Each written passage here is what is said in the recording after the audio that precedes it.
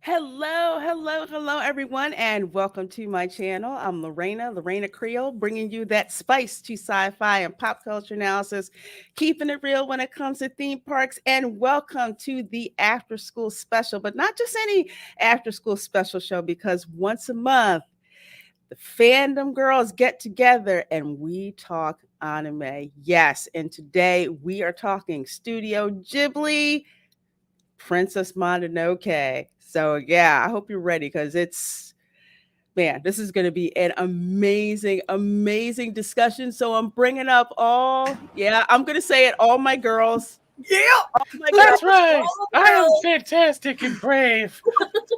I gotta tuck the whole 2 hours. It hurts. what the fuck? The duct tape wore off. The duct tape wore off. Oh, you Gorilla glue leaves You weird smell marks. like Mickey Mouse. I know you sound like South Park, Mickey. I'm just trying to picture what he looks like tucked. Like what's going on up there? What's Goodbye, happening? horses. That's why his voice is so high, because he's Really, do you honestly think a chick would be like, "Hey, why don't you pick me up a drink and I'll show you a good time?" You're like, Darth Vader over there, gotta go. there's too much hanging down below. Wing low, sweet chariot. You know what? When we get into talking about one of the characters, I'm She gonna lost make a it at the joke beginning. about that. Actually, Did you guys see her at the beginning? Right, she puts this on the back like I farted, and all you see is her face. Going, I about died laughing. I was choking. I'm just taking a drink when you said that. I'm glad I didn't take a drink because I was not expecting that, and I'm sorry. it's. I farted. I do declare. But folks, we are so glad you are here with us. I mean, oh my God! First of all, let me give props to Fatina Segal for putting together. You know, it's Fat Steven. Yeah. That kick-ass intro. For It the was show. amazing. Oh my gosh. It was good. Thank you. It took me all You're gonna have to morning. do one for my. I'm gonna start charging at this point. Well, I have to charge Lorena. I have charged Lorena too, but that's never. I'm gonna stop talking. Yeah, that's probably for the best. No, it's not. I'm a pretty girl. oh, In Oh, if prison. you're female, that means you can do no wrong nowadays. So you're That's good right. to go. you know, Right. you got to throw out that whammon card. I'm whamming. I'd be a manager at Liquor Speaking of women, but cool women, yeah, we're not offended to call us girls, but we just love getting together to just talk, and especially talk anime, especially those of us who are like new to it, haven't been to it in a while, came back to it, or have always been into it, and just happy to share it with folks. So all my ladies up here on the panel. So you know what? We are going to go around and introduce yourselves really quick. We're going to start with Mandy and go on around. So go ahead, Mandy. Like what? Y'all are brave letting me go first.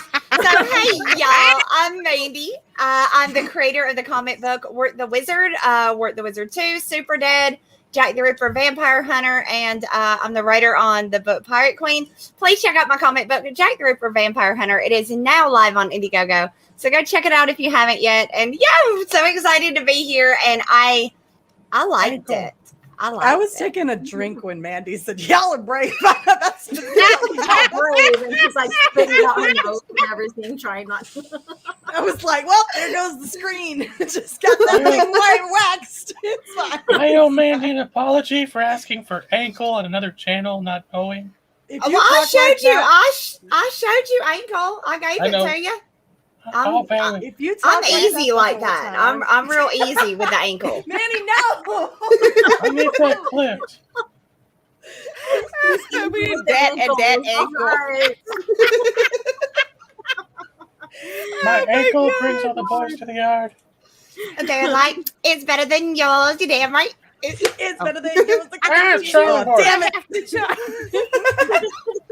I'm sorry, I had a flashback from Dodgeball. Wait, Oh my gosh. I Yes. know what he's. Can Steven do "I know you want it" in his girl voice? I know you want it. it. Oh, Michael. Michael. Oh, Michael. Michael. There you are, Michael. It's like, hey, your friend looks pretty hot. What's her name? My name is Barbara. And then they slowly walked away. Slowly put down the beer. Yeah. And then he waddled away. Waddle. Waddle. Waddle away. Waddle. Goodbye, horse. Oh my gosh. So, Laura, please tell the folks who you are, where they can find you. All right. Hello, everyone. And I'm so excited because I really never got into anime. So this has been fun. You can find me on my channel, OG Star Wars, where I specialize in George Lucas era of Star Wars. And I also point out all the BS wrong continuity errors and changing of the lore that Disney Lucasfilm does, and you can also find me here and other channels as well. So thank you so much. And I can't wait to get into this. This was fun to watch. So And Alora has content for days because she's, telling you what's wrong with Disney Star Wars. So she's never out of things to talk about. No, and new stuff keeps cropping up Every day. You get traumatized at least 3, 4, 5 times a day. Would you like to buy a Sith umbrella? The PTSD for this chick has got to be through the stratosphere. I know. it's quite amusing in the sense because people are falling for it. People are Yes. falling for it. Well, it's kind of sadistic in a way because when you watch Allura like handles it really gracefully, but one day she's gonna fucking snap and everybody's She waiting is. for it with popcorn. There goes the 30-minute mark. I have had enough of you people. You're just gonna lose it. Fuck you all. It's going to be funny to watch, though. I know. I Get will some drop many popcorn. of super chats for that one. Likewise. Likewise. Oh, Well, we God, have that- this cute cat. Oh, I'm sorry, Laura. We didn't finish. Go ahead. No. I'm good. I'm just Okay. doing this, you guys. Okay. So we have to let Eris, that beautiful, beautiful cat avatar, tell the folks who we are and where they can find you, my dear. Oh, Hey God. everyone. Sorry, Excuse Steven. you. Sorry, no, Stephen did the cat thing and it was highly disturbing. I apologize. Please. I'm so sorry. Are you wearing cat face or cat body, I should say? I'm representing the heiress. Fuck off. Eris is here. She can represent her damn self. Fuck off, Steve. I'm tired of your shit. Oh my god. Okay, just search Eris of Chaos, scroll down to the golden apple, click on that. I do long form shit on Saturdays when I can at 2 p.m. Central Standard Time, analyze and critique people's opinions that are wrong most of the time on things so for hours and hours and hours. So yay, that's what I do. And Yeah, occasionally I pop up on other humans' channels. So that's me. She is a beast with those streams. I'm like, oh my gosh, like 2 hours. I'm ready to check out. Girl, Right, Jessica. Right? Still going. How I'm you like, do that. That's cool though. I don't know. I just have this endurance when it comes to talking because most of the time, like once I become your friend, you can't get me to shut up. And so it's just kind of carried over. I know, it's delightful. it's our superpower. That's what it is. It's like, God damn, I want this woman to shut up. We couldn't even go live, remember? We couldn't even go live because we're back there yapping and we're like, and Lorena's like, okay, come on, you guys. It's contagious. It is contagious, I swear. Yeah. It is. Oh, but we love it. We love it. Oh, and my girl who just had a birthday this past weekend, Mary Mayhem. You know, it's a good thing I didn't drink on Saturday or I'd be dead. Oh, you wouldn't be here. You would not be here Mhm. if you drink on Right. Saturday. Oh my god! Because even with she put a $50 limit, like $50 get you a super chat. I'd have Right. still She's taken still- almost half a dozen shots. Yeah, she still took like a dozen shots, and I'm sitting there like she ain't gonna make it. She ain't gonna make. But I will give Mary this. She held her liquor well on Saturday. Well, I didn't actually drink that much. I only had You took a couple of shots. I though. took a few shots for the was a but few. other than that, I was like just kind of Yeah. chilling with the wine coolers. So I was smart. I was the rare occasion that I was smart. Okay, so 2 things: Mary Mayhem, blah blah blah blah blah. 2 things. Somehow, in the middle of all this kerfuffle, I got moved away from Mandy, and I'm not having it. I'm not Oh having it. yeah, Wait, No, keep her there. What the fuck, Mary? We're separated. Here, I Lower, Mandy. No. There you go. No one puts Fatty in a corner. You could have moved me. I don't care. I'm just saying. You're in the corner between two chicks. That and I'm Dear gonna apologize. Abby. I have to apologize up front. I get particularly passionate about Ghibli movies in general, but specifically with Princess Mononoke, it's in like my top 3. And so I have pages of notes, and I'm going to apologize up front. If I get overbearing and I get overly excited and I won't shut the fuck up, just tell me to sit down, woman. All right. You have my permission to slap me on the nose with some newspaper and tell me to sit my ass down. Other people get to talk. So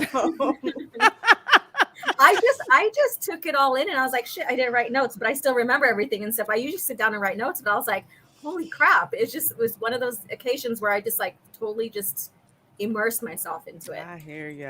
Oh, that's awesome. Before we get to rolling, because oh my God, I'm so excited about this. I'm going to welcome the chat really quick. There's 20 of you guys in here watching. Thank you so much. Please do hit that like button. We have Project Storytime who says hello. Hello. And we have Zachar at 315 says howdy y'all, or howdy to you. Glad Howdy, you're here.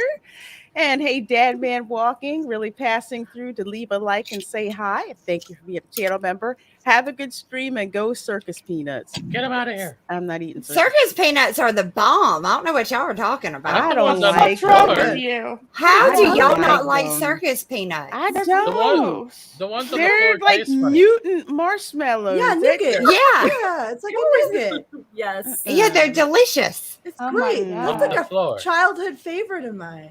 Mine too. Mm. I'll Mine pass too. them to y'all, but Yeah, don't Oh, worry. Mary and I can handle. What would circus trade? peanut. You can Trade. handle your nuts.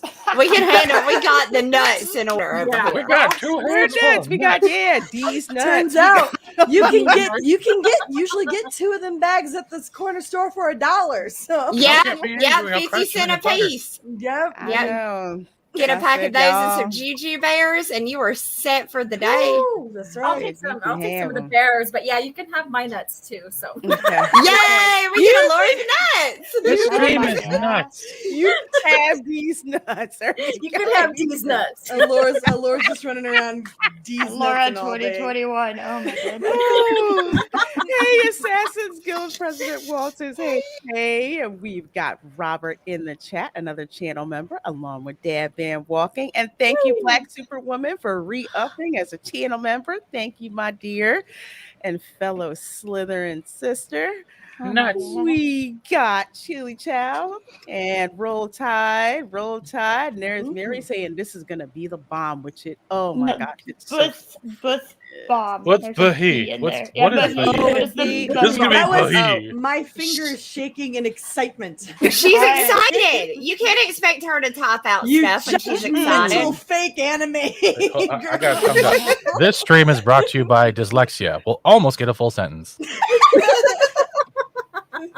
That's Oh my rude. God. Oh, good. Chris Crocodile says just in time. Yes, you. You know what? Now, chat members, you're never late. You're here when you get here. No, you're late. Mhm. No, you are You're late. You're never Yeah. late. You're Late. never late. I think they're like wizards. They're exactly where they should be at Exactly. the exact right time. Here I am. No. Rocking like a hurricane. Neil Jamali says hello, Lorena. I don't think I've seen you in my chat before. So welcome. Hi, Neil. They're here. Let's see. Cavitano, Calvary, Nanche, Alaska Tourism Advertisement, Second PragerU. Okay, my stream must be like limited ads to start off with. I don't know why. And Ann my Harris God. is welcoming everybody. And there's Zach says, hey, everyone. Well, hey to you too. We got Kelly D in the house. Hey, Kaylee. Got Liquid Blake in the house. One of the best Ghibli movies from Liquid Blake. Oh, yeah. Right. And let's see. I think Dennis Kachakis. Hey, Lorena and ladies. Mandy back the jack. So please no stab. That rhymes. Oh, thank you That so much, rhymes. Dennis. Yes, Thank you. Jack the Ripper Vampire Hunter. I can't wait to get my darn Back to copy. the Jack. I got the old school copy with like the gray. Oh, yay. Oh, freaking Back love it. the I Jack. cannot freaking get that. What is Thank you. Back the Jack? That's got to be like you got to use that, girl. Back the Jack. Mhm. I do need to use that. That's great.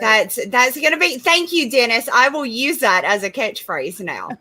Y'all don't forget to go back to Jack. Yes. It's perfect. Like what? It's perfect. Like Yes. We've got Behemoth here. We Hi. have got Angry Vader in Dylan. here. We have got Snortopoopas Cuber in here.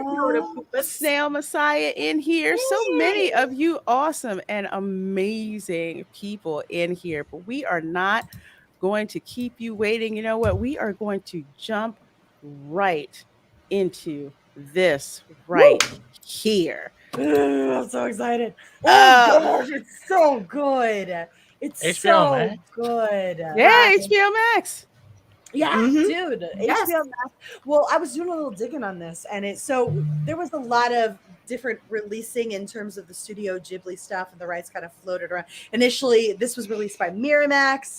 Then Disney took over the Studio Ghibli distribution stuff, and now it's back out in the ether, and HBO Max has it. But Studio Ghibli was ran by Disney for a long time. Well, not ran by Disney, but the distribution in the outer world outside of Japan was run by Disney, which is why so many people are so familiar with it.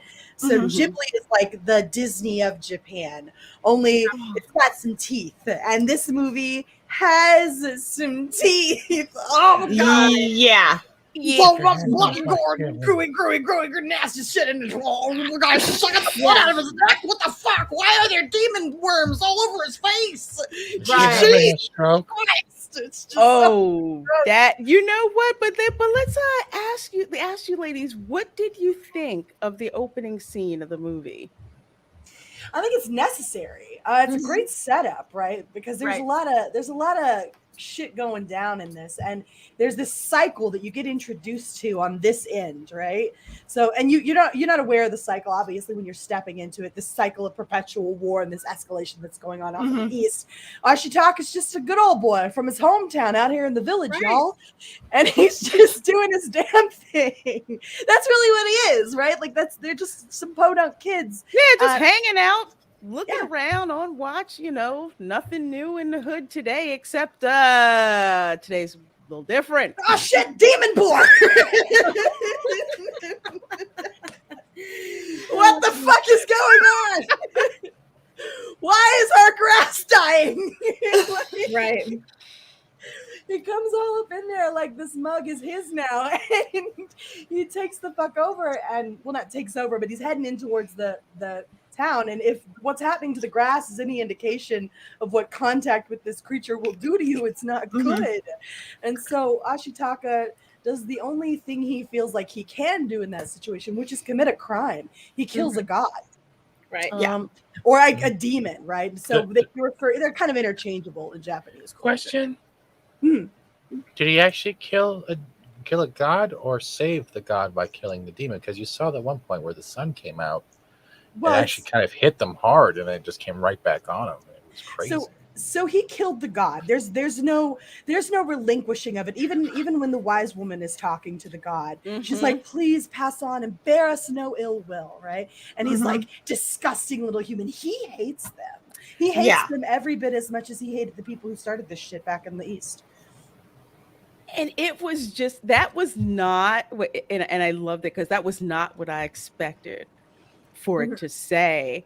And when he did, basically cursing him, I was like, damn, this is a Ghibli movie. Yeah.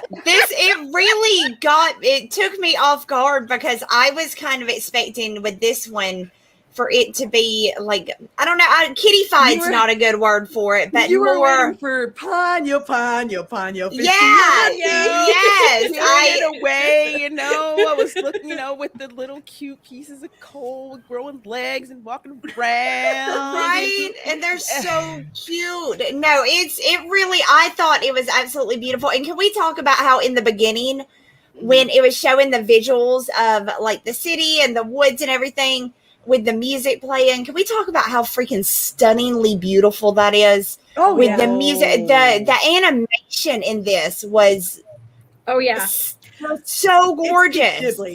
As an artist, and I was like I said, when I was watching it and I was taking it, you have the standard like human figures, but when you look at the backgrounds, like the forest, all of that, the detail, it's like even when they get into the sacred tree area, it is just so gorgeous, and how they make it look like it's glowing and all that was taken by all of it. Yeah, no, it was absolutely gorgeous. And like I said, it was a lot rougher of a movie than I thought it was. I actually had my colors out and I was sitting there coloring kind of like I did with the last one that we did. And I, like 5 minutes in, I literally sat it down. I was like, okay, what is going on here? What is this? Because it was so good. I was invested 5 minutes in. I was pulled into this movie.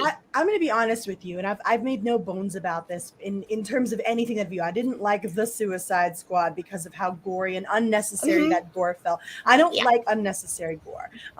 It leaves me unsettled and uncomfortable, and if it doesn't have a place in this movie and if it doesn't serve a purpose, I don't fucking want it. I don't want to deal with it. But the blood and the gore that is in Princess Mononoke is incredibly necessary to convey the weight of these people's inability to come to the table, right? There are real consequences for the actions that are being taken in this cycle, this wheel that just keeps rolling over everybody, this wheel of hate and this perpetual inability to just sit down and fucking talk to each other, right? And so this blood and this gore is meant to convey. It's magical and it's mystical. But guys, fucking gross, guys. It's nasty. She's sucking blood out of her fucking neck because there's fucking bullet in there. Severed limbs and decapitations. Oh, come on. The one guy. Blood was gross. I will say that.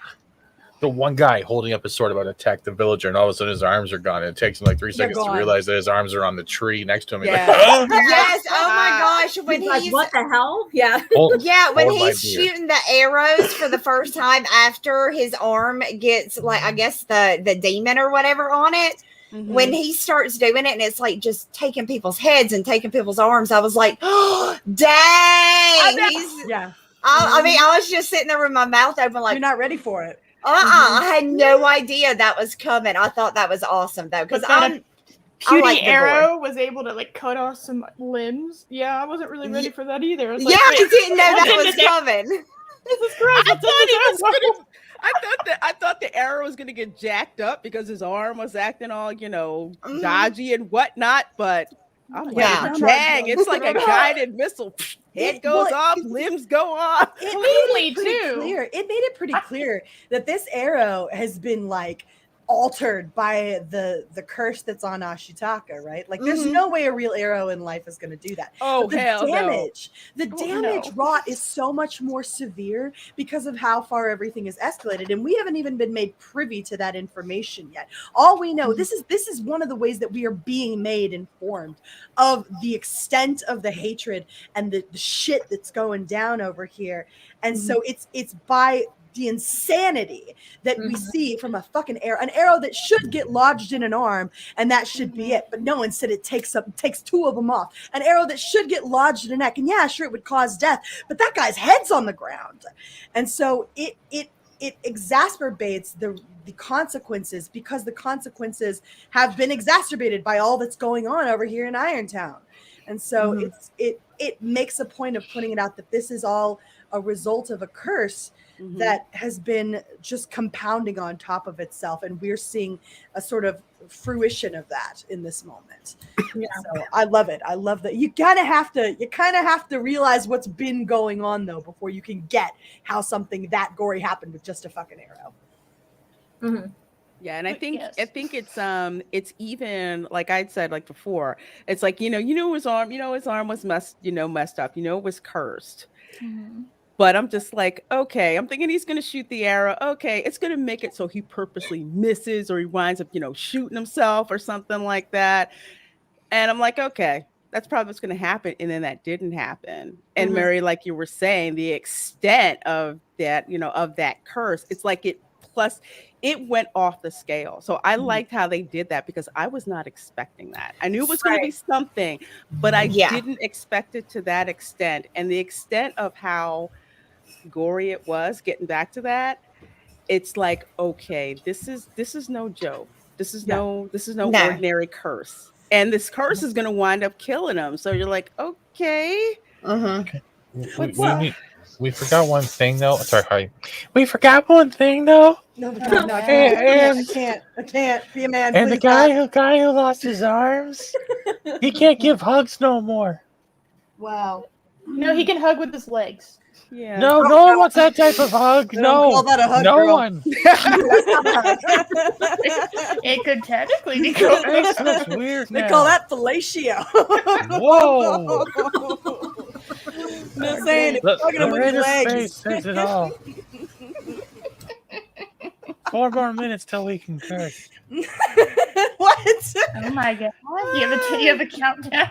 What's Yes. this arbitrary 30-minute mark? Well, you know what? I've kind of thrown that out the window because I've had people drop F-bombs 5 minutes Fuck into yeah. a stream. I thought it was 30 and seconds. and it doesn't get demonetized, but we'll say something later on in the stream and YouTube is like, nope, Yeah. not ready for you. Not allowed. Not there. Satan. Yeah. So I'm just Yeah. like, whatever. I'm kind of We just bothered go by for it. her boob armor too, since I'm gonna go full boob armor controversy right now. I have Stephen, to you say- probably have bigger boobs than the rest of us Oh, combined. you probably have sit on bigger boobs. Leave me alone. My favorite thing about this movie, and I think because there are a lot of ways that you can take this movie, but I think my favorite thing about this movie is that there's no actual antagonist, right? There's no villain here. There's just opposing sides with completely reasonable perspectives, right? Mhm. Like in terms of the way that they're looking at the world. You've got Mhm. your capitalist who's just trying to fucking, get to work in here and make some more. You've got your wood spirits that don't want to fucking die, and that's reasonable. And then you've got Ashitaka who made the mistake. I mean, I hesitate to call it a crime, but it is because he killed a god. It's why he was banished from his tribe, right? But what in his position, what would any of us have done, right? But here he is because he's made this horrible mistake, as it were, and killed a god, and so he's got a curse on him. You've just got a bunch of people who are just doing what they think they have to do. There's Right. not, and you get all of those perspectives. This movie never hesitates on giving you the perspective of everybody, right? Like, it does a really good job of showing you all of the sides of this story, so that it's really hard to be fucking mad at Lady Eboshi, because Lady Eboshi is just she's just doing her damn thing over there. Her rise to power is completely reasonable, and it's done with such ease because making ore is super profitable, and she manages to put literally everyone to work, including brothel girls and lepers. And she's got a real streak of humanity in her. But even if it was only about the cold hard numbers to her, the effort resonates with everyone, and that's why they'll go to war for her, because marginalized people tend to flock to someone who allows them to flourish in an archaic system that refuses to let them have any meaning. So I mean, like, there's all of this really wonderful perspective that goes on in Princess Mononoke, and I don't know that I've ever seen the like. There's a reason it's so well loved, because the perspective is done so well. True. What did the rest of you ladies think of Lady Eboshi? Because I found her to be very interesting. I love the character. She was so in depth because, like Mary said, she's not really bad. Nobody in this movie is really like bad. There's just not one. I love the fact that she's taking care of the lepers. She's allowing the women to work and thrive there, to the point. Like, I love the scene where they're like, the guys are coming up and she's gone, and she left the ladies in charge with the guns, and they're all standing up in the tower, like going, like that at him and stuff. And I don't know. I felt there's not a single character in this movie that I didn't like get feelings for and care about. And she was another one. They did her so beautifully that yeah, I loved her. I thought she was an amazing character. She was quite a twist because she had the humanity for people who were the underdog, right? Mhm. But then she was very capitalist to where she didn't care about her environment because all she thought about was expanding and growth. Exactly. Right. Exactly. And she was what we would call a strong female character because she really stood her ground. You had that sense of like airness about her because when she came in, everybody, basically turned to her. And it was almost like a woman's society that she was overseeing because I'm not saying they were degrading the men and stuff in there, but she gave women power. She gave women who have never had power power. She gave that. Yeah. She gave them hope and stuff. And so, and when seeing the women fighting for her, it's kind of comical because it kind of reminded me of like, I'm going to say this, the redneck women, like, come on now, let's get our knives. Yes. That's what it reminded me of too. Yeah. So that was, she was a very interesting character. And like, everybody probably here agrees is that there was no antagonist. Each one had their good and their bad, and that they had to find a resolution to amend the bad things that they're doing. And still, so it was a quite interesting take on her character. There's something really poignant about lepers making rifles tailored for women. Right? Yeah. That was just, and she's like, no, they need to be lighter, and it's like just to think that she thinks enough of these women to provide a means for them to defend themselves so that it's not a harder burden for them to use a weapon to defend themselves. It's something tailored especially for them. So for her to think like that, it's just like she really cares about these women, and they're not just, they're women who society looks down on and disregards. So for her to take that kind of interest towards them. It's like that was touching. Even along with she's telling the lepers, I'm sorry I'm working you so hard. I'll have wine sent down. Right? Yeah, exactly. Right? Your heart breaks. And well, not only that, and it is as a super point. She recognizes that she's put a burden on these lepers, the outcasts of society, even though they're living in like a literal garden. She accommodates that by sending up wine, but she doesn't just place a burden on them. She places something that she deems a valuable task on their shoulders. Yes, you're the lepers of society, the literal lepers of society, but I need you to do something incredibly important for me, and that important thing is for these women, right? And so she sees these women, these brothel women, who the rest of the world is like, oh, they defile the iron, and she's like, no, they're important and they're special and they're valuable and they're so valuable to me, and I need you the lepers of society to create this thing for these valuable people to me. And it creates this beautiful cycle of acceptance within this community. And it's if it weren't for the fact that they're killing spirits in the woods, utopia. Well, it's like she gave these men that would probably have just been forgotten by society, would have been left to die. She gave them a purpose, and every human does. For your soul to be complete, you need a purpose. If you're just wandering aimlessly with nothing, that's not good for you. It's good. So she really was a genuinely good person. I fell in love with her. I thought she was badass. Again, I didn't like that she was out there, destroying the forest and shit like that. But other than that, I genuinely liked that character. I thought she was awesome. Well, I tend to think it was about more cold hard numbers for her. It was. Because later on she leaves them to their fate, right? Like she's out in the woods hunting the spirit god, and she's like, they'll be fine. Yeah, I've taught them everything I could. Eris, you were saying? Oh yes. Well, in a way, as much as I do love the character, and I agree with what y'all are saying, but in a way, she's also a hypocrite. Oh yeah. because Yeah? because she takes in what society, the lepers and the women, the brothel women, and she Mhm. takes care of them. But when it turns to anything that isn't, she doesn't view as human, right? Beneficial to her. Yeah.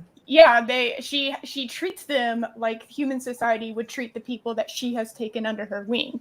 So in a way, it's like that ideology only extends so far, and it's not until the end of the movie that she realizes, oh yeah, so I didn't maybe think you're right, but I didn't think about it like that. But yeah, Neither did I.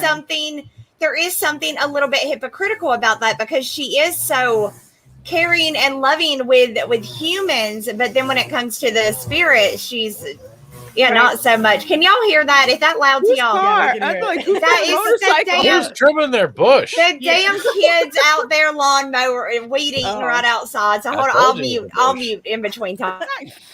No, but that's a great point. Bushwhacker. It's this really interesting dichotomy with, like, you get this impression with Lady Eboshi that she's got this heart of gold, but that's not the case. She doesn't have a heart of gold. She's just a businesswoman, right? Right. She's a really smart businesswoman who's doing what's best for her pocketbook. And if ingratiating herself to these outcasts makes a better society, then that's great. But also it makes her money, right? And so at the end of the day with her, but then you still have the question that doesn't undo everything that she did for these people. No. It doesn't take them away. Well, I don't know. I guess it depends on how you look. Are you looking at it as, she was doing a kind thing, or are we looking at it as it was cheap labor? I don't think motive matters. You don't think? I think motive matters on everything, because if she's doing it to actually help the lower classes of society, well, that's a kind thing. But if you're just doing it for cheap labor, it depends. It depends on what your angle here is. If you are trying to make a personal judgment of Lady Eboshi, you can pass that judgment, but it doesn't alter in terms of the grand scheme of the lives that she altered and the people that she gave a place in a broken society.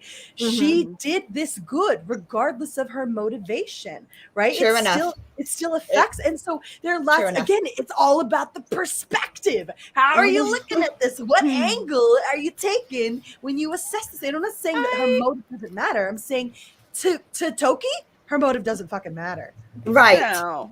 I just find it interesting because I'm watching, what Lady Eboshi is doing, and I'm kind of like, this kind of reminds me of how drug dealers would use kids to move their products. Like kids in the inner city, nobody cared about them. Nobody wanted to pay any attention to them. They're like, look, how would you like to make some money?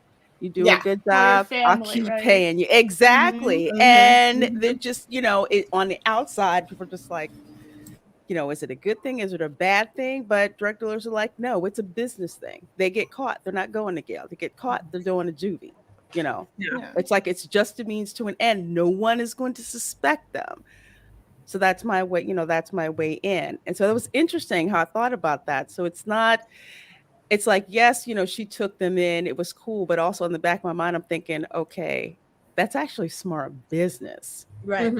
To do that. So it was a great representation of capitalism. That's exactly it. Capitalism, and also at the same time, I know to bring the environmental thing in there, also like unchecked capitalism when you're not, realizing that the resource that you want to use so badly, don't you think that, you might want to not use it all, be judicious is what it is. If you kill the thing that you live on, it will kill you back. Exactly.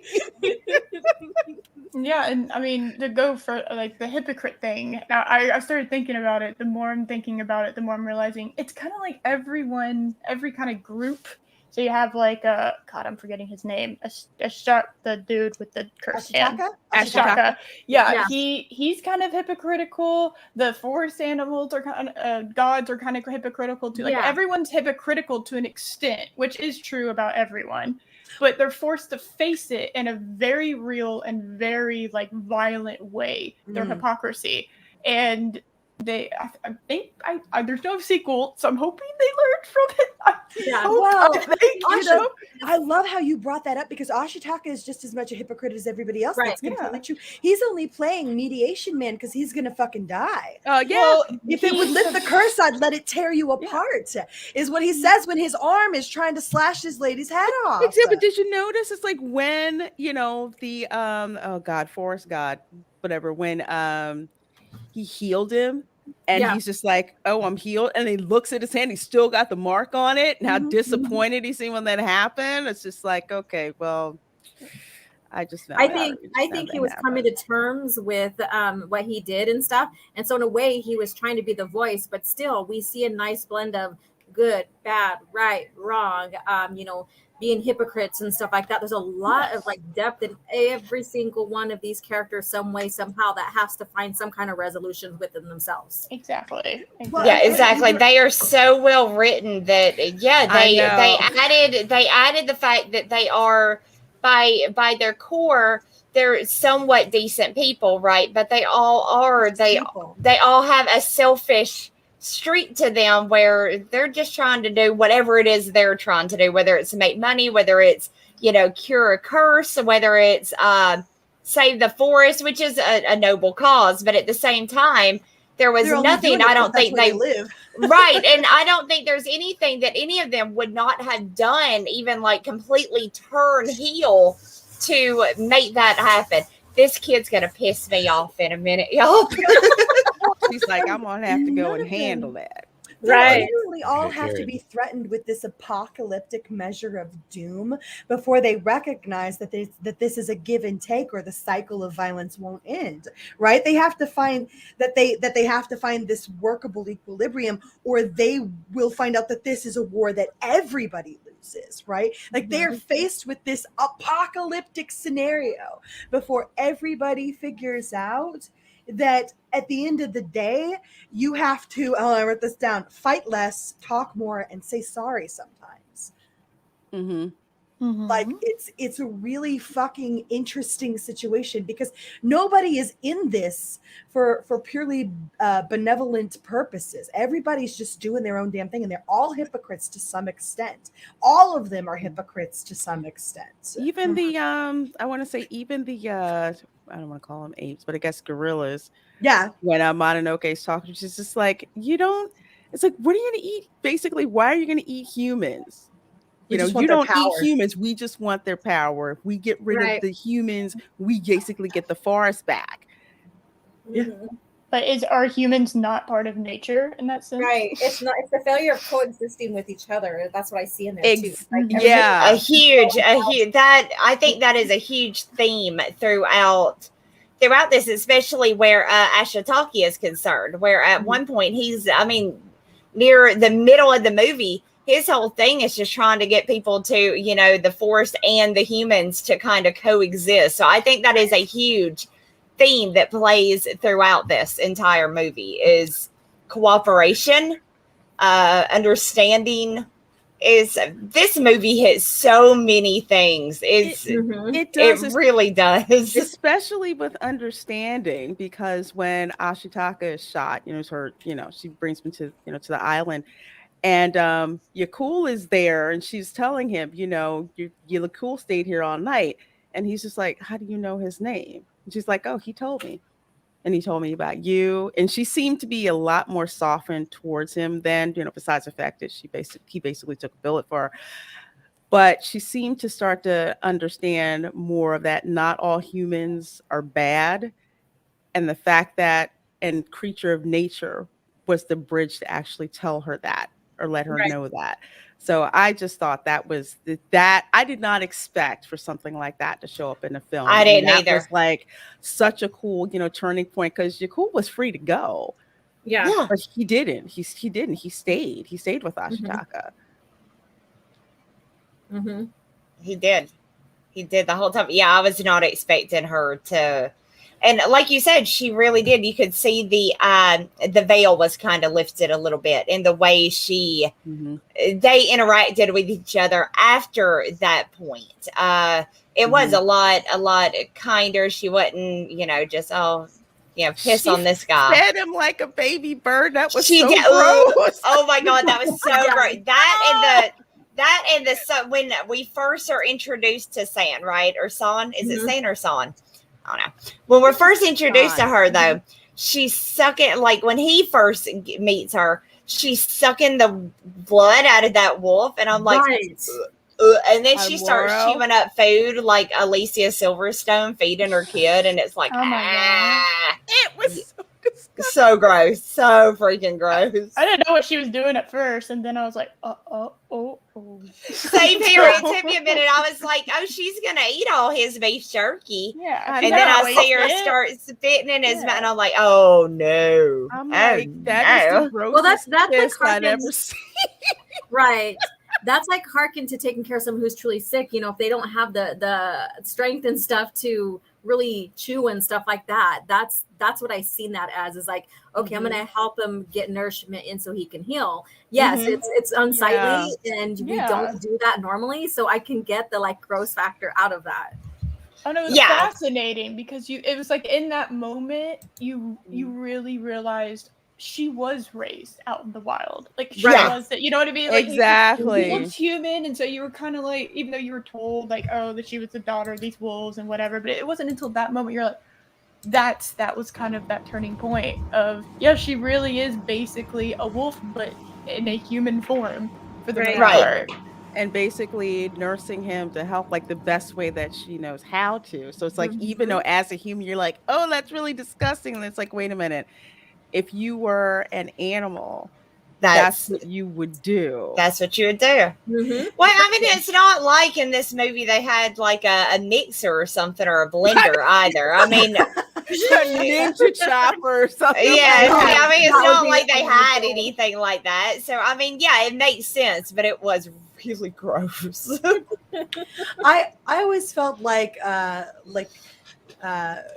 freaking San never really embraced, like he tried so hard to tell her over and over again, you're a human, right? She's a human, and she was all she'd ever known, right? In fact, her whole existence was based off of hate for humans, right? Like she But- hates them. She wants them to go down, and it isn't until the end of the freaking movie that she joins hands with humans to save all of humanity, right? And I think in some weird way she sort of accepts her own humanity in that moment, even while she's fighting it. Like right there at the end, she realizes, okay, so there's a little bit of humanity in me here, and I've got to save this world, right? I Because think.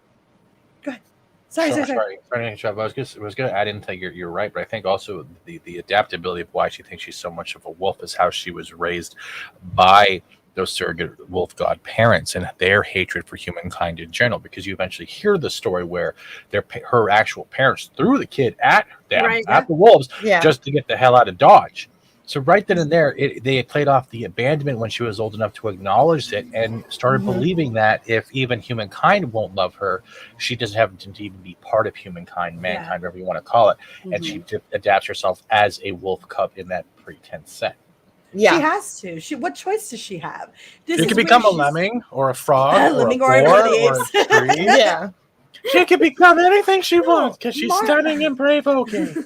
Mara took her though. Mara took her and she loved her and raised her as her own. It really is a really interesting take on the wolf child like story, you know, because that's we've seen that a bajillion. Like Jungle Book's got it right. Like you've seen the wolf raised by wolves trope, but this movie does it in such a way as to bring that spiritual aspect of it out. Yeah, and it's a really interesting take. It never felt old, right? Like I would actually say San, or Princess Mononoke, the title character, if you will, is probably the most bland of all of them for me. And I'm not calling her bland. I would say that she is the most bland in the movie. And that's saying something because she's a child raised by wolves and hates her own kind. And that's saying something great about the story of Princess Mononoke, not something bad about the character of San. Right. Yeah. So I God, I love this movie so much. I love how it takes you through all of the beats. Well, what I think about Princess San, is that, you know, she was raised by wolves, so she's got that identity, you know, related to them, but it's also identity crisis. and she Yeah. has to come to terms. And Mhm. so at the end, we do see her come to terms and acceptance and stuff. And so I think that was a very good thing, because again, it's one of those conflicts that we see in each and every one of these characters, because we see it with, her mom, the wolf goddess, I guess you could say. I forgot her name now. And Moro, right? was it Moro? Maro, yeah, it was Maro. Maro. Okay. And and so she hates humans, right? But then she's willing to adopt a human. Mhm. So we see all this push and pull of like these beliefs, but then going against your beliefs, because Mhm. they do have a bit of, like, I guess you could say, humanity, love, and grace. And so we see that with every single character in their own unique way. And so I thought that was very special. Absolutely. I would agree. God, that's such a great point. There is that Maro doesn't implicitly hate humankind, right? Like the gods don't hate humanity. They don't know what to do with humanity. Humanity is a relatively recent state of affairs Mhm. for the world, right? Like way nearer than fucking trees. Like just trying to figure out what the fuck to do with these people that are running around and making an upheaval of everything that they've ever known. She doesn't implicitly hate them. She just doesn't fucking know how to deal with their encroachment on her way of life, right? Yeah. And it's the people in Irontown, they don't implicitly hate these creatures, these spirits in the woods. They're just in their way. Exactly. Right? It's just like, if you could just, get out of my way so we can do what we need to do, that would be fine. And I think it's just trying to get that whole thing about trying to get to find that balance. But yeah, we're gonna get to that. No, I'm reading this one right now because I gotta get this out of the way. Thank Where's you. my bucket of Crisco, Steven? The Crisco is a lie.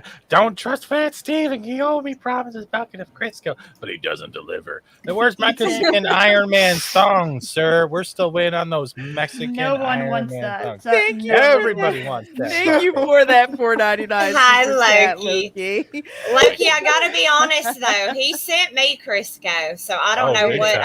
Oh my games God. he's playing with you, because I Even got in the some thongs. Crisco. Yes, it was good Crisco.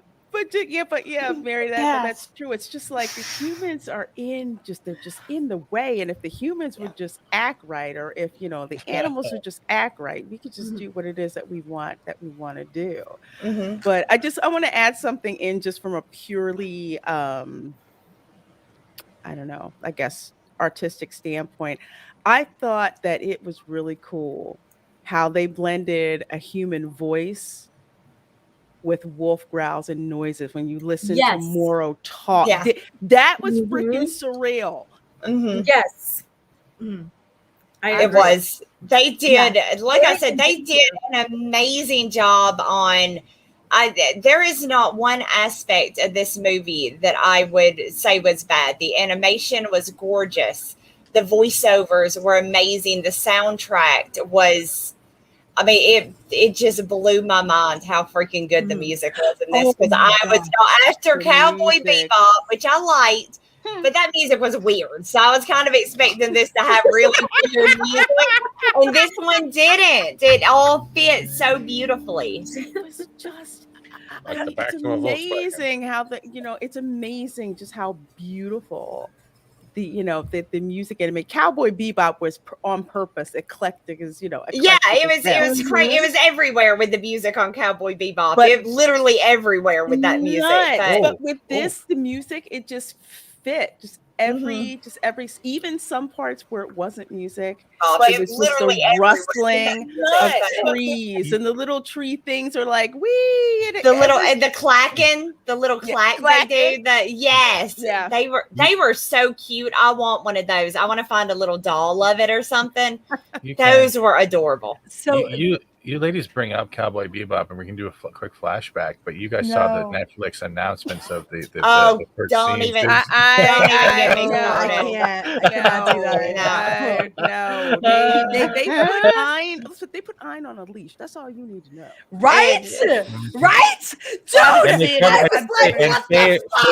And they took a beautiful woman who plays Faye and made her look frumpy, and didn't even give her the underwear lines. Nothing. She's wearing like grandma. Faye Faye will lose my looks shit. like she works for freaking UPS. Faye is supposed Or to Old look like a Navy. stripper gone All broke. right. All right. Yeah, she's over here looking like she's wearing Dickie. It's not good. I know, It's not it's good. not Navy. good I mean, at Cowboy Bebop. all. But what is good is Carla Gladding and this $5 super chat.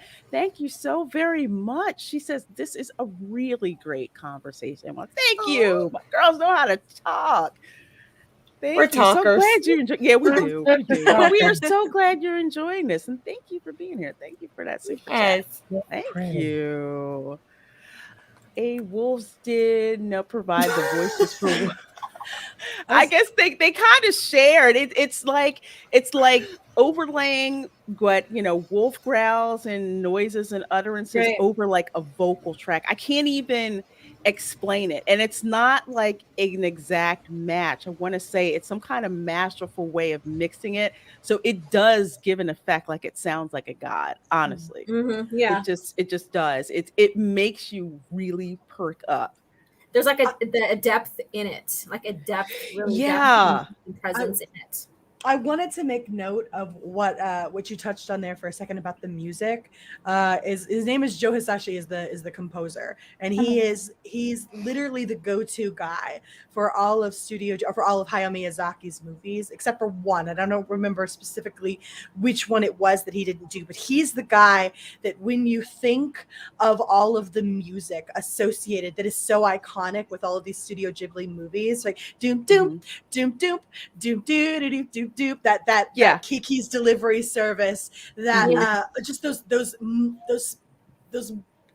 pieces of music that when they land on your ear, you immediately recognize and correlate it to this fantastical work of art.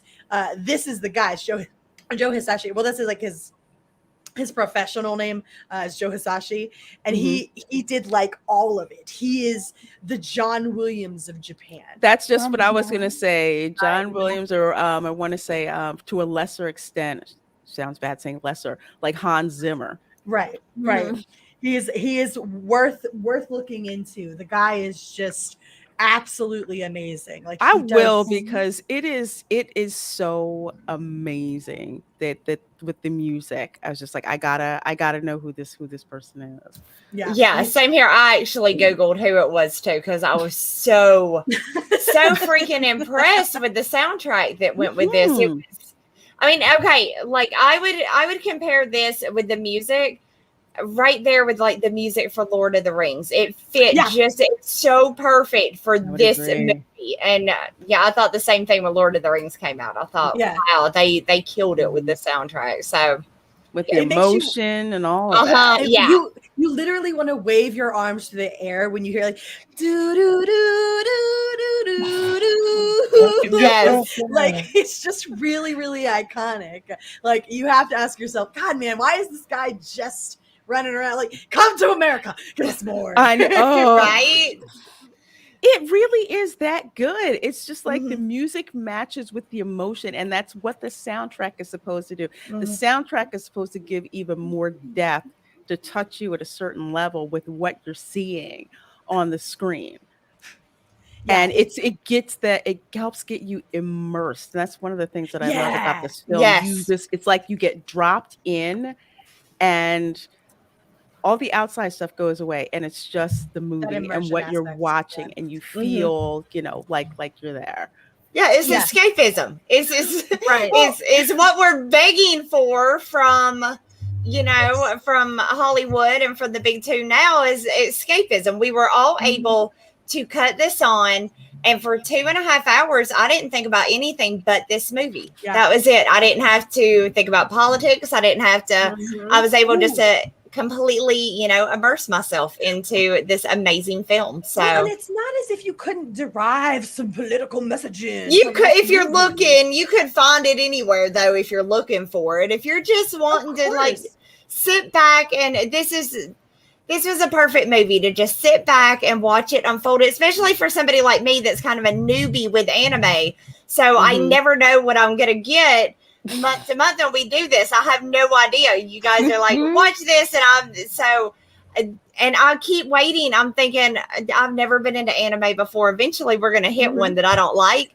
But so far we haven't. I have loved like everything so much. I actually went and bought some of my own anime that I'm now like digging into because I'm into it now. What I meant by that was that like I agree with you. I completely agree with your statement that that's in anything if you're looking for it, right? But like that's just it, is that you can find that messaging. Like you could call this a tree hugger movie and you wouldn't be wrong.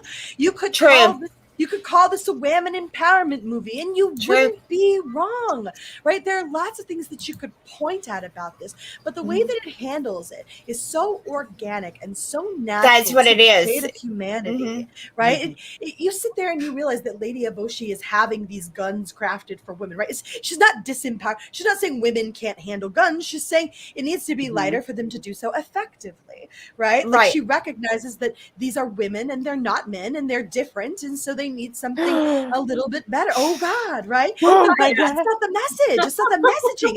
It's not trying to cue you or rile you up or It's like you said. You said it perfectly. It's just it's there, but it's so organically there. At no point did it pull me out of the movie and think, wow, they're really shoving this crap down my throat. Right. You know, and I get that from a lot of stuff in Hollywood now, but I didn't feel that with this. It's magical because it's like you watch all this crap. Because I mean, I watch this. I watch shit too for my channel, and you start realizing like, I remember. Oh, well-written things existed at one point, so that's where my standard is. Oh yeah, wow. Yeah. I'm not being lectured to for 2 hours. Wow, this is interesting. Well, exactly. It's really the opposite of lecturing. Oh, I'm sorry. I'm sorry. And the thing is that it's not forced. It's not hand-fisted in, I guess you could say. It is very much organic. When it's organic and it flows with the story and it makes sense with the story and the world it's in, then it's beautiful. When it's forced in there and it doesn't make sense to the world, that's when you start having issues. Yeah, I mean, I said this, it's Alien is an anti-corporation movie if you look at it really, through it. So, this one has like different lenses and themes, but like it gives you that escapism, and then also gives you like the, it's like it tastes good, and then gives you that aftertaste of themes that you can ponder afterwards if you want. And it really is the exact opposite of a lecturing movie, because it goes out of its way to tell you that there are more than one side to a story. In fact, there's often more than two sides to a story. That this is a generally speaking, issues are multifaceted and they come from a lot of different angles, right? That even one person's perspective is multifaceted, right? Lady Eboshi is both simultaneously a capitalist and a caregiver. She's simultaneously selfish and incredibly selfless because of all of the work that she puts into including marginalized people, right? Like she is in and of herself a deep ocean of analysis ripe for the picking, right? As is any other character in this story. It is, and it doesn't ever point you in any given direction. It doesn't say you should think this or you should think that, because any given perspective on Lady Eboshi can be correct. And anybody else's perspective. It really only, I think, says one thing emphatically, and that's again, this is perspective, so you can take that with a grain of salt if you like. But to me, it says that it's okay to be wrong, and sometimes that's hard to acknowledge, and sometimes that's hard to latch onto. Is that sometimes you just need to accept that it's okay to be wrong. And sometimes you need to accept that they're not the enemy and that not everything has to be a war, right? And sometimes that it's okay to forgive people when they mess up, even if they hurt you in the process, right? Like there comes a point where you just have to look at the other side, right? That's me. That's the main message. If there is a message of Princess Mononoke, to me, it's that there's another side. I agree. I 100% agree with that. Because didn't the wise woman say in the beginning for Ashitaka to go see with eyes unclouded by hate? Yep. But even he can never, I mean, he only manages to pull that off after everything's gone to hell in a handbasket, right? Like all of this time that he's chasing everybody down, trying to put it into the fighting, he is doing this altruistic task, but only because he's trying to not fucking die. Oh, absolutely, because that's Right. established in the beginning. So the interesting thing that I say subliminally that you want to see is what happens and what is he going to do? How far is he willing to go to Right. get rid of that mark? Is he going to fail in not being able to see with eyes unclouded by hate, or is he actually going to succeed? So I love that setup in the beginning where it's initially, it is all about him. It's like, I got to get rid of this freaking mark so I don't freaking die. But at the same time, he's such a strong character in the fact that even when his arm is doing the throbbing thing, and obviously he can't control it at that point, right? And yet he's still, anytime somebody attacks him in this movie, he's standing back, yelling at them to stay away, get away from me, because he doesn't want to have to cross that line unless he is pushed to, and then he does it when he's pushed to. But it seems very much he holds on to, he doesn't let that anger completely take over. So I think he does a really good job with that, with the fact that he's not a bad guy. He's not. He literally is standing there saying, back up, I don't want to hurt y'all. You know what I mean? Where he doesn't want to. But yeah, I mean, you push it, he's probably gonna. Right. Oh, they're done. Let me go pay this. Let me go pay this kid real quick. I'll be right back. And so, and with him, and him, facing his demons and stuff like that, and still, doing wrong at some point, and stuff like that, it shows that, also that he is basically not, he's not flawless, that he has faults as well. And he's trying to face that and trying to do things the right way, but sometimes it ends up being the wrong way. And isn't that what we love about flawed characters? Right. That we can identify with characters who aren't perfect, but characters who F up. Right. Because no one is perfect. And so we relate more to people that are flawed than Mary Sue's who are not. And that's why they annoy us. Because it's like, well, I can't relate to this perfect human being. Thank you, I guess, for giving me something I can't relate to at all. But if you give them at least the most basic humanity, which is a flawed person, regardless of their characteristics, gender, whatever else, it is, you can relate to them as long as it's right. And that's the beauty of that character, is that he when he goes to confront and he goes to seek, they don't accept him. They don't accept him right away. And not like if it was a Mary Sue, we're like, oh yes, come to me, child, kind of deal, Oh my God, I like you. For no reason. Yes, I traded everything. Like you. I see you when I like you. Here, have all my stuff. Steal my stuff. I don't care. You wanted to kill me, or I wanted to kill you like 5 seconds ago, but I now like you because the script has deemed me to like you. Thank you. Question: Darth Haster said, "Did this get an Oscar?" I don't. Well, it's Japanese. I don't know. Did No, they do an international? No, I don't think so. Let me double check on that, but I don't think it did. If I remember correctly, it was a thing that it didn't.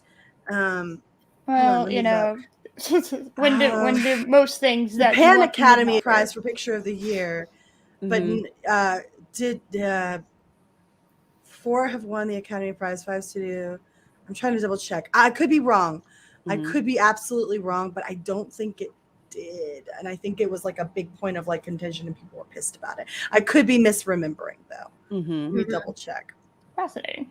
Why am I not getting this pulled up? Japan Academy Prize for Picture of the Year and Manichi Aigi Conquers Award for Best Film, but I'm not seeing an Oscar for it. So I don't think it did. But that, if I remember correctly, people were pissed off at one point because they were like, why does this not have an Oscar? I don't understand because it really should.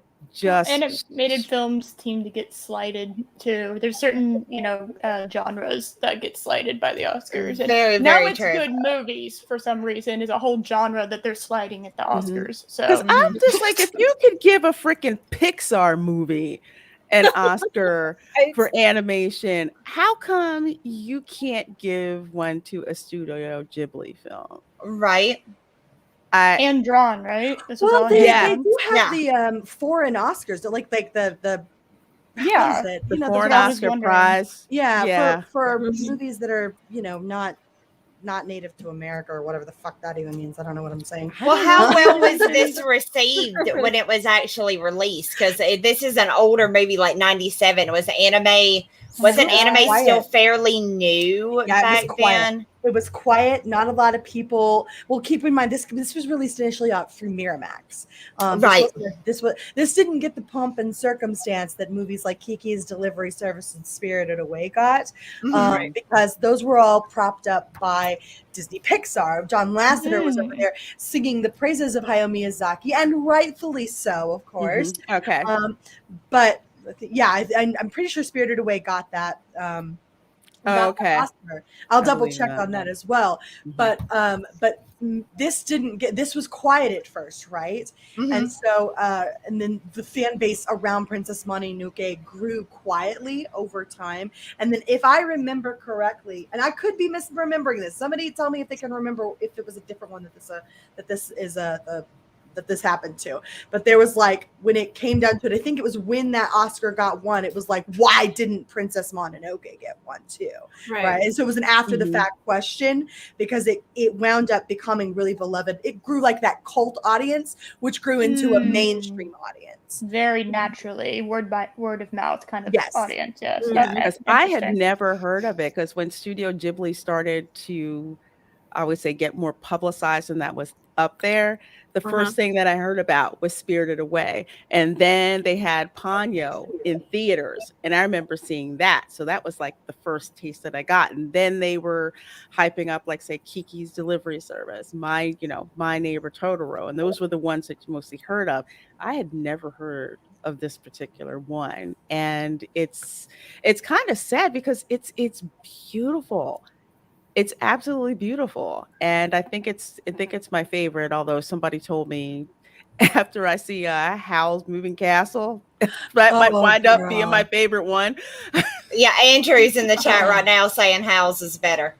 So Howl's is his Okay. favorite. This Okay. is my first Studio Ghibli film, so Hey, this is Andrew. very Really? interesting. Yeah. Oh yeah, because you were here Nice. when we did we reviewed Spirited Away. Well, I mean, I've been watching anime for a while now, and you'd think I'd have seen it, but I don't know. I've heard about it. I heard nothing but good things. It was just one of those things where, like, I don't know. I'll get to it eventually, you know? So I'm glad we're doing these. I'm glad Me too. invited me to be a part of this because, yeah, I now have an excuse. Like, I have to do it for the show. Right? Absolutely. It's like when you love it, you want to bring your friends and hook your friends in and talk about it with Right? friends. Dude, Like that was drugs. actually what happened the other day. My friend Dylan, Angry Vader, who's in the chat, I've been actually making him making is a strong one. Inviting him systematically to go through the Studio Ghibli movies with me, which we do. My friend Miss and me and Dylan, and sometimes Andrew sit down together and we'll all watch a Studio Ghibli. So far, we've seen Castle in the Sky, we've seen Spirited Away, we've seen Howl's Moving Castle, we've seen Kiki's Delivery Service, and now we've seen Princess Mononoke. We've done all of this unprovoked, right? Uninspired, right? By there was no reason to watch all of those movies together, except that I wanted him to see it. And so this week I was like, oh, I need to rewatch Princess Mononoke anyway for Lorena's. I was like, well, it's time for you to see that one. And so we all sat down. And he really liked it. When Marnie was there, he's seen when Marnie was there now, which is another sort of oddly dark Studio Ghibli movie, but not gory. It's just kind of dark in its own way, and it's kind of a mystery. And so he's seen that by far is his favorite. It's interesting because the tastes. Studio Ghibli alone, and I'm not talking about all anime here, just specifically in terms of Hayao Miyazaki's creations, has such a wide diversity. People think about the Ponyos and the My Neighbor Totoros, and they think that that's emblematic of the work that Studio Ghibli has done. No, man, Nausicaa of the Valley of the Wind exists. Okay, like when Marnie was there exists. Freaking the Tale of the Princess Kyuga, that exists. there's a lot of stuff. Grave of the Fireflies. That's on Hulu right now. Shit. Fuck, that movie's crazy. What? Shit. I've heard Grave of it's the Fireflies. I've never heard Holy of it. crap. It is. Mary has talked about how just wild. Well, it's That one is. gut wrenching. It's absolutely gut wrenching. Studio Ghibli Ooh. has a sweeping variety of movies that just span the spectrum, and you will find something you love. If you can stand anime, you can, like, this is a great sort of gateway drug into Oh it. my god. Oh my god. Oh my God, Michael. Michael. Oh, Michael. Oh my He's a god. bit really lusty with it over there. It's supposed Yeah. to be. He did sound very lusty, didn't he? Who did? Oh, Who Michael. did? There you are. Speaking of voice, because I have to say this, the old boar. Yes. You Oh, the do. boar. Okay, so you do know who did his voice, right? Oh, Oprah. Let's put it this way: is it the Beans or the Franks? Oh my Fuck. God. I know who did the wolf. You know what the wolf movie I'm woman, talking the wolf- about? There's something about Mary. That Mary. was Keith David. No, I never Was it? saw that. But yeah, Was it Keith really? It I was couldn't Keith remember his David fucking because name. his Oh my voice God. was driving me nuts. Because I'm like, I know that voice. He has such a distinctive Right. voice. Keith Yes. David does, and every Yes. time I hear it, all I can think about is that scene from "There's Something About Mary." Mhm. Oh my, there is something about Mary. Oh my goodness. I gotta admit, every time I saw an animal die or get hurt, though, I cried about it. It was Aw. so It sad. made me sad. It No. did. It did. I Moro was apparently voiced by Gillian Anderson, and that blew my mind. Yeah. That's Well, Really? Lady Eboshi is Minnie Driver. That And Son is Claire Danes. Yeah, Yeah. the Like, cast that I was saw, big. yes, yeah. I saw that when it was going off. I saw Claire Danes pop up, and I was like, Yeah. wow, really? There was a Yeah. lot of big names on Billy there that Bob I had Thornton no was in it? idea. Yep. Very. Yep. This was a star-studded cast that went in and did this. It was really, really, really good. And just like there were just a lot of really great names involved with this project, and that was when it was Miramax. It was one of the first Ghibli's released with the dub, I think. Mhm. I'll have to look at that as well. Mhm. I think I don't remember which one was done first. Hold on. First Ghibli English dub. Spell that correctly. Okay, so yeah, Nausicaa of the Valley of the Wind. Looks Oh, like okay. that was the first one. Yeah, yeah. I'm lazy. I will do the English dub on anime until I'm forced to like watch the subtitles, like with season 5 of My Hero Academia. There are some differences. Fun fact: I've seen some of the dubs. So you remember in the beginning when he first gets that curse put on him or whatever, Yeah. and he's like, "Kaya, stay back," and then it's like they pretend like they act like that's his little sister, right? Yeah. That's not. The wording used, the dub conveys her as his betrothed. Oh. Yeah. Wow. That's why the dagger is a symbol of betrothal. It's like a romantic thing done. Wow. Yeah. Nerd So- Cookies, is this for real? Nausicaa was inspired by Dune? This is Wincest. was it?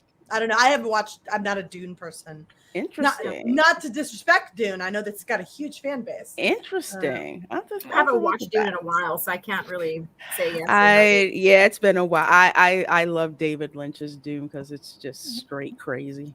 I have found for me, I like having the English dubs, but also turning on the subtitles so you can actually, because the subtitles aren't what the English dubs are. The subtitles are the subs, so you can actually see, like, you can hear what the English dub official translation is, but then like the Japanese to English direct translation is at the bottom of the screen, and it's very interesting to see the differences between them. So that's my preferred way of watching. I don't know. Very. It's like when I watch because I'm trying to learn Spanish and I like to put the Spanish subtitles Oh my on. God. So I'll like watch it with the English subtitles on first, but then with the Spanish, I know I could tell that's not exactly it. And then I'll switch it and just listen to Spanish with the Spanish subtitles. I'm like, okay, that's really a different translation or something that gets lost. So yeah, I got you. Yeah, it is interesting because I mean there is slang that is used a lot of time in the English dub that they don't have in Japan. So it's like, yeah, I don't know. It's fascinating. Oh, I didn't even know Mark they were. Oh, you Hamill's- said Patrick Stewart. Okay. Oh Is my Mark God. Hamill in? I don't think Mark Hamill's in Nausicaa. I'm pretty sure Mark Hamill's in Castle in the Sky. He might be in Nausicaa. I don't remember him.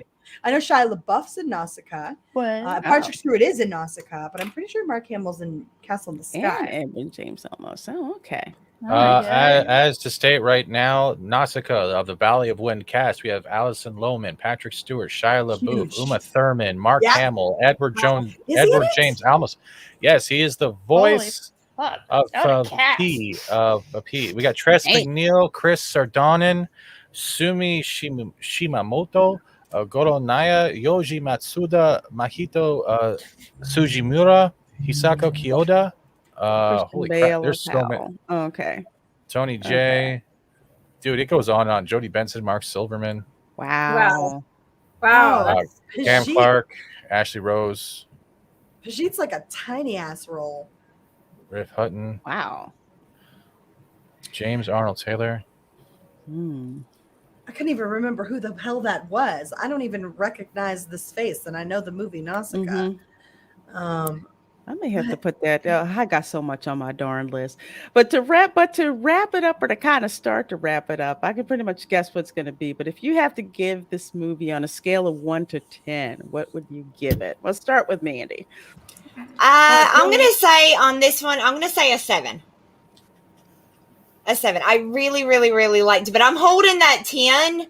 That 10 for when it's like just mind-blowingly good. And I did like this. I enjoyed every aspect of it. But I know that as we keep going further into anime, I'm gonna find that one that just like, because I don't know that I loved it, but I don't know if I'm ever gonna sit down and watch this movie again. You know what I mean? Like this is, I don't know if this is one that I'll ever like watch again, even though I bought it. I don't know, maybe when my little one gets a little bit older. But no, I'm gonna say a 7, high 7. A high 7 for me. Okay. Mary? Oh wow. See, this is hard because so many Ghibli movies are just among my favorite movies of all time. And so I'm sitting here and I have to rate this next to A Spirited Away, which I never give 10s by principle. And Spirited Away is like a 9.5. So this has got to be an 8 for me. And that's only because I have to leave room for the Spirited Aways and things like that. So Princess Mononoke is an epic. It's a sweeping epic and it deserves to be such. Yeah. So Cool. Eris?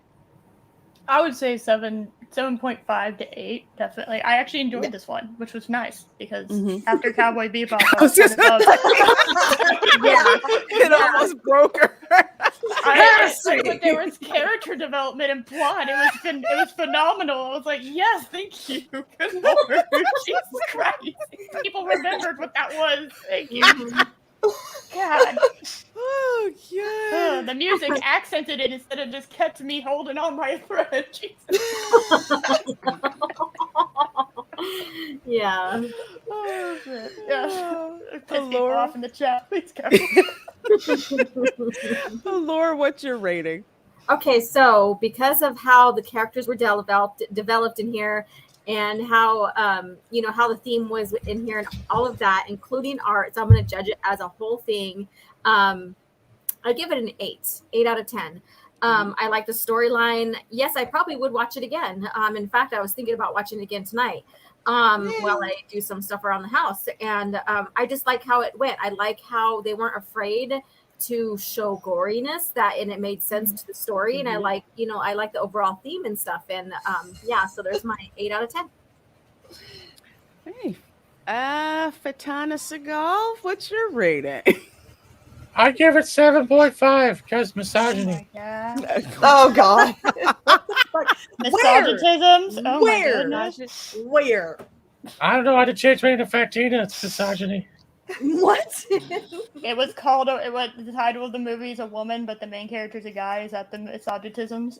It's like the The only wolves didn't main identify guy themselves. character. I'm upset. It's like that did a misogyny.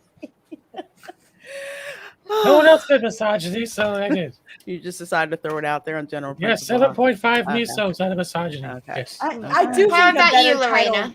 might have been Spirit Curse. That might have been. Spirit Curse. That would have been a good title. Yeah. Where are you at, Yeah. Lorena? What do you think about? What's your number for this one? I'm gonna give it an 8. Nice. I wanted to watch it again because for some reason I don't know if it's just because I solve problems all day as an engineer or whatever, but just being able to feel the emotion of the music and the beauty of the animation and just the story, that it wasn't a simple story. There was a lot of conflict, a lot of gray areas that were in there. And like the quest at the beginning, like a purpose at the beginning. Okay, I'm cursed. I'm going to do what I need to do in order to lift that curse. And the journey of what happens, it sets it up like, oh my gosh, I'm invested. I have to see what happens to this prince who is the last of his kind. His people can't even watch him go. Mm-hmm. And his sister's like, take this so you don't forget about me. So I'm like, okay, I'm invested and I'm watching and I'm enjoying it. Everything from the little forest spirits with the weird looking, click noises that are Yeah. weird and weird, a little scary, but at the same time, kind of sweet and innocent. They look like little Baymaxes to me, and I They think that's why I do. loved them. They look like a cute little mini Baymax in a Yeah, way. they What do. plushy. They Yes. do. But I love Spirited Away much, much more than this. Mm. But this is one where I would definitely rewatch it like again, like with them doing other things, because it's just so beautiful to just like watch. Yeah. So that's where I'd put it. About an 8. But it sounds like we all kind of put it in the same. Yeah. It's Right. and all good numbers. Like because last time Eris was like, "This is some bullshit, y'all." I was with Eris but on that I one. understand. Yeah, some I was straight with up Eris on ass, you guys. So Don't get me on a Cowboy Bebop rant. I'm gonna I break lost that so cat over. many hours What were of your my thoughts life I on- can't get back. I just had to come to embrace the aspect of it. That was all. Like So, so It what was you're a saying, great discussion. what you're saying is the Cowboy Bebop movie needs to be a follow-up. oh my god. uh, No, Not because in live then action. there's no Ed, and she's one of the best parts of the whole damn thing. She's in that Is Ed movie. even in this? Yeah. yeah, supposedly. Mm-hmm. You know what they're gonna do with Ed. You and I both know. We all know. Oh, okay? they're We gonna all make know her what they're gonna do. non-binary. They're Oh, gonna yeah. make her, yeah. Kodama. Yeah. Okay. Yeah, Mary did say that earlier. I'm Kodama, bad yeah. with names. Kadama, But yeah. I want to say I saw God them. damn it. Yeah, like at the Japanese pavilion at Epcot. I remember seeing some kind of exhibit. So they looked very familiar when I saw them. I was like, Yeah. I've seen them before. Disney's been pissing off Ghibli, by the way, Lorena. They've been making What? cuts. They made cuts and unauthorized edits to the material. They switched around music and dialogue, which they have in a contract. They promised they would not do, and that's why they lost the rights. And it's floating around over there. They better not be fucking having merch. They're gonna get their ass handed to them. Disney would never breach contracts. What are you talking No, Disney's the honest one. How could y'all Disney- say that about No. Disney? Disney would never do They're something Disney is, the like honest that. Disney is company. the gold star. Anytime you think of Disney, picture South Park Mickey with the baseball bat. That's all you need to know. In the alley with the monkey and Slave One. Didn't And and the bat. Don't forget about what Mickey did to that bat. Oh my God! In the alley with Randy Marsh. Yeah, him and Randy did naughty things with that bat. What? Don't forget what Randy Marsh did I'm afterwards. scared now. I'm scared. This So tastes funny. you know what? So anyway, because you people are probably like, what are you gonna watch next? What are you gonna watch next? Well, that decision's up to Mandy. actually. I get to choose. Yay! Mandy We're all doomed. Mandy gets to pick. So, okay, there's one that I've been wanting to watch because it looked really, really good to me. And I don't know if it's good, and I don't know if any of you guys have watched it, but My Hero Academia. Do y'all know that? Because I I want to gotta watch. rewatch that. Okay. Well, like, are So we is this talking the movies, the series? I No, have- still be interested. I What are you assume doing? the series, but I don't know. You guys would have to tell me. But I like the little frog girl. It's I not think she's cute. done yet, so that's This why I was is my All Might. Oh, my god! You're And an All in the Might fan? back, yes, and in the back, that's Momo. Those are Plus my favorites. Ultra, bitches. Plus Ultra. I need a Choco though. So, like do we want to do the movie or do we want to do the series? Which 'Cause it movie? looks like there's- that is you guys tell me which one's better because I don't know. I've never seen it. It just looked cute. I've never seen the movie. I've Well, up to season 5 I of the think there's series. 2 movies, right? So there are? there are 88 episodes in My Hero Academia. You have the 2 heroes, and then you have like the one that came before, I think, if I'm remembering correctly. Why don't you just pick 2 seasons then? Because at least then it's branched out, and if you like it, you can continue it later on when it comes back to her pick if she wants to follow it up.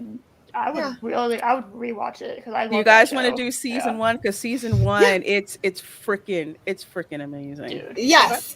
You will cry, guaranteed. I will. Yeah. There's a lot of guarantee it. crying. All new Oh, to God. me. So you guys, I'm coming in. I'm a virgin of this. Whoa.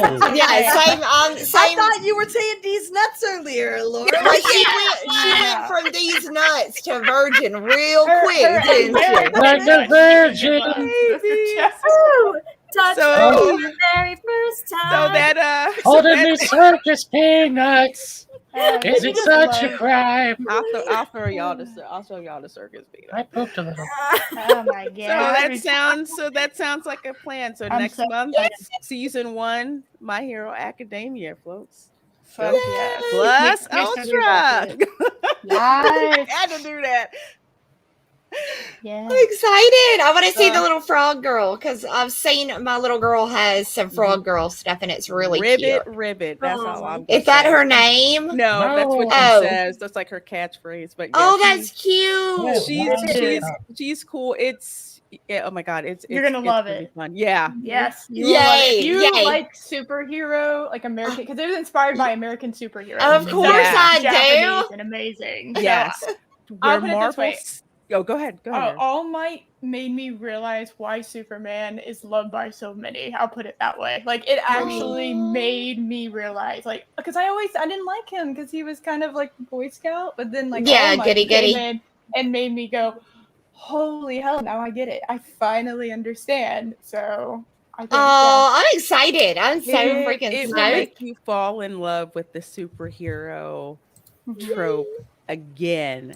It'll just make you fall in love with, like, I remember this is what I felt like when I saw superheroes or when I read, superhero, comics, when I watch superhero movies, just that feeling. And it's told it does. from such a freaking imaginative angle. I'm just like, wow. Yes. And just when you think, nope, can't get any better. Oh shoot, I didn't see that coming. Subversion of expectations in the best way. Absolutely. Oh my gosh.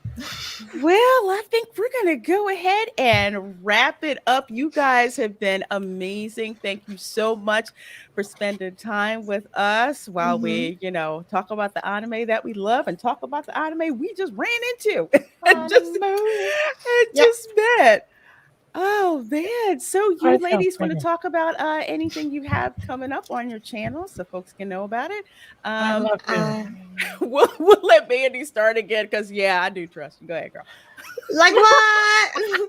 Yes, you guys, please go check out my comic book, Jack the Ripper Vampire Hunter. It is now available on Indiegogo. Follow me over on Twitter and Instagram at Wart the Wizard, and hit me up on YouTube at Mandy Summers. And come hang out with me while I talk about comic books and how bad I hate Disney. So yay. Love you guys. Awesome. Let's see. I don't think Mary's back yet. Mary so is not back We'll yet. go back. We'll go to Eris. So I would love to talk about what we're talking about this Saturday, but I don't know. So it's going to be something. And it's probably going to be crazy, but we haven't decided yet because that meeting is tomorrow. So it is something that will probably be like 3 to 4, maybe even 5 hours long. That's what last week's was. So, Woo-hoo, girl. Yay! Oh, you just Girl. man, you made my bladder ache just hearing I that. know, right? I started adjusting my butt where it was going numb just thinking about that. Catheter.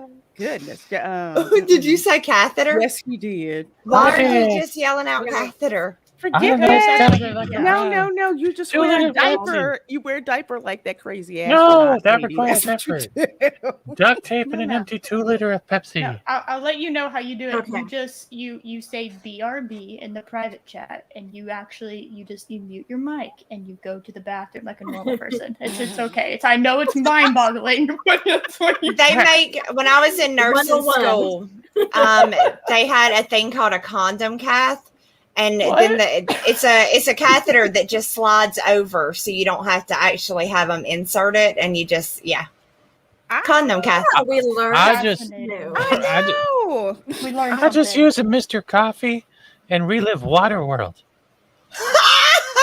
Oh, Lord Oh, have no. mercy, Jesus.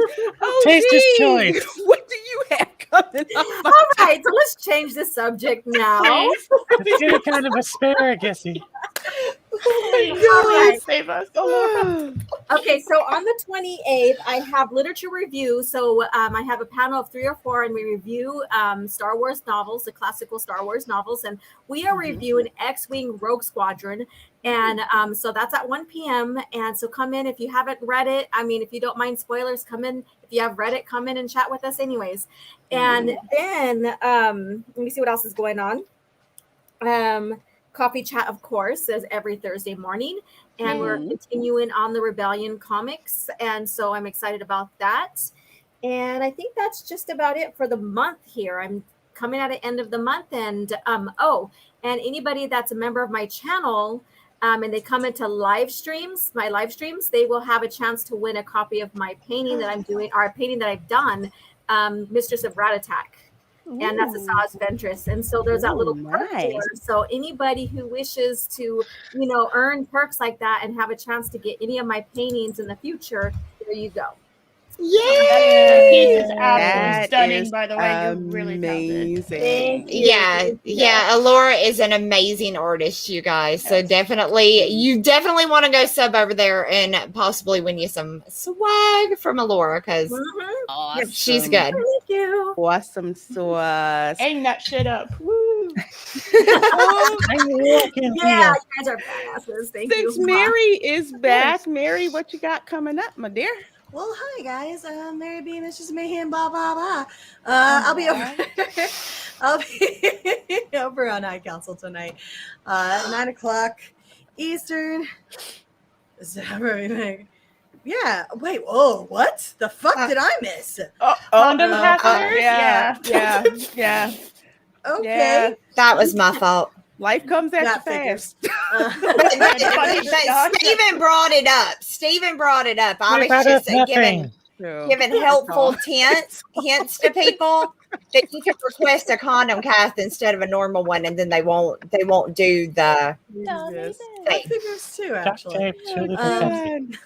No, you can catch me over on High Council tonight, over More Class Bullshitters at 9:00. You can also catch me for the after show with Jesse Milestone. And then tomorrow, Wednesday Night Mayhem.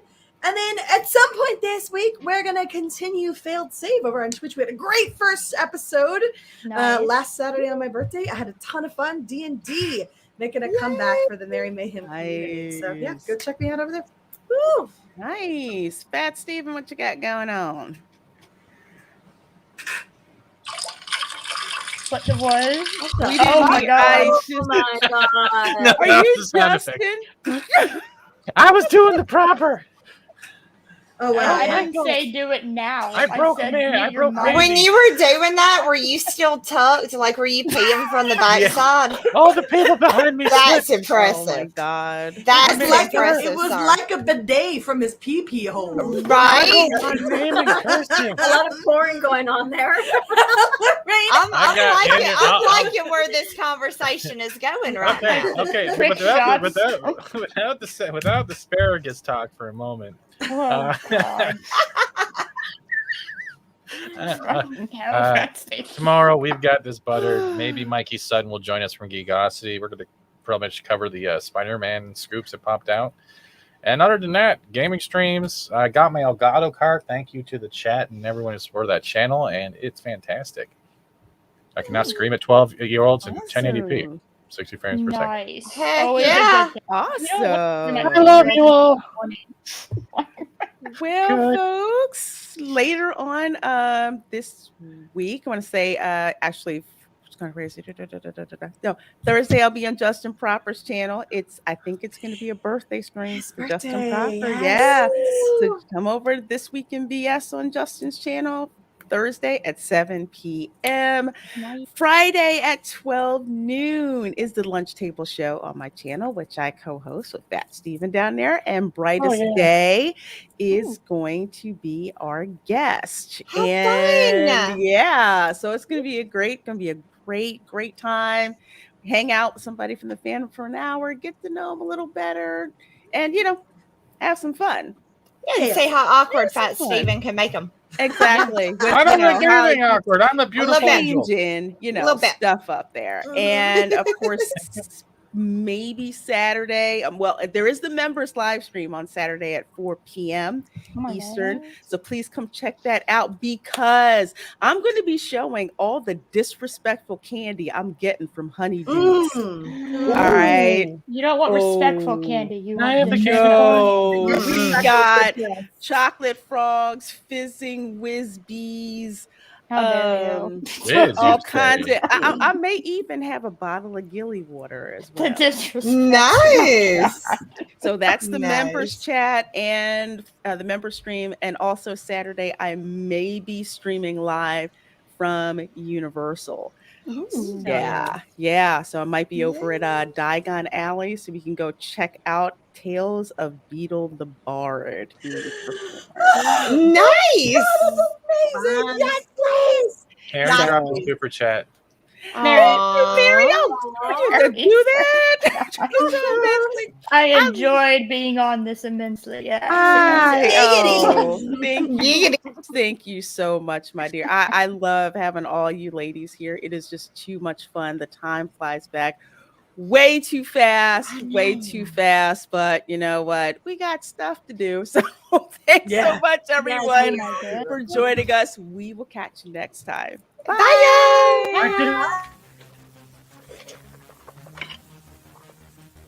Y'all have been fantastic. Waterworld all the way, boys.